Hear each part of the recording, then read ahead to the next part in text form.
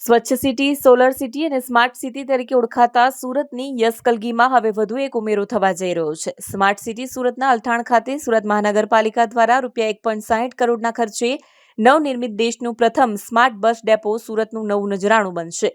100 kilowatt ક્ષમતાનું rooftop solar plant સમગ્ર દેશ માટે પ્રોત્સાહન અને આકર્ષણનું કેન્દ્ર બનશે. સોલર સિટી સુરતનો સ્માર્ટ બસ સ્ટેશન પ્રોજેક્ટ સમગ્ર દેશ માટે રોલ મોડેલ બનશે. વાઈફાઈ, ચાર્જિંગ અને લાઇટિંગ જેવી સુવિધાઓથી સજ્જ હાઈટેક ઇલેક્ટ્રિકલ બસ ડેપો તૈયાર કરવામાં આવ્યો છે.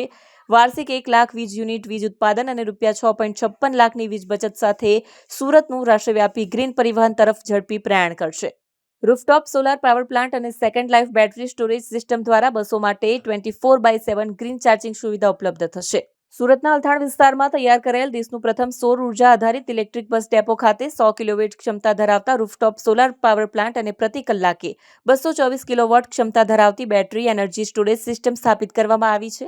અંદાજિત ₹1.60 કરોડના ખર્ચે બનેલો આ પ્રોજેક્ટ સંપૂર્ણ રીતે જર્મન સહાય સંસ્થા GIZના સહકારથી અમલમાં મુકાયો છે. તેમણે વધુમાં જણાવ્યું હતું કે આ પ્રોજેક્ટ અંતર્ગત દિવસ દરમિયાન સૌર ઉર્જાથી જનરેટ થતી વીજળી સેકન્ડ લાઇફ બેટરીમાં સંગ્રહિત થાય છે.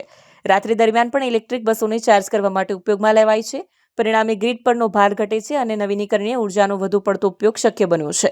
હાલ જે વપરાયેલી બેટરીઓને ફરી ઉપયોગમાં લેવામાં આવી રહી છે એ વસ્તુઓનો પુનઃ ઉપયોગ કરીને વધુ ટકાઉ બનાવવાનો પ્રયાસ છે, જેથી આ પ્રોજેક્ટ સમગ્ર દેશ માટે રોલ મોડેલ સાબિત થશે. સુરત મહાનગરપાલિકા તરફથી નેટ ઝીરો એનર્જી અને સસ્ટેનેબલ એનર્જી માટેના લક્ષ્યાંકો હાંસલ કરવાની દિશામાં આ પ્રોજેક્ટ એક મહત્વપૂર્ણ કડી બનશે. સુરત મહાનગરપાલિકાના અલથાણ ઇલેક્ટ્રિક બસ ડેપો માટે અમલમાં મુકાયેલ સૌર ઉર્જા અને બેટરી સ્ટોરેજના સંયોજનથી મહાનગરપાલિકાને વાર્ષિક અંદાજે 1 લાખ કિલોવોટ અવર વીજળીનું ઉત્પાદન થશે, જેના પ્રક્ષેપ્યમાં અંદાજે ₹6.56 લાખની ઉર્જા બિલમાં બચત શક્ય બનશે. આ અર્થતંત્રયુક્ત ગ્રીન ટેકનોલોજી માત્ર સુરત માટે નહીં પરંતુ શહેરી પરિવહન માટે એક ટકાઉ વિકલ્પ રૂપે લાભદાયક સાબિત થશે.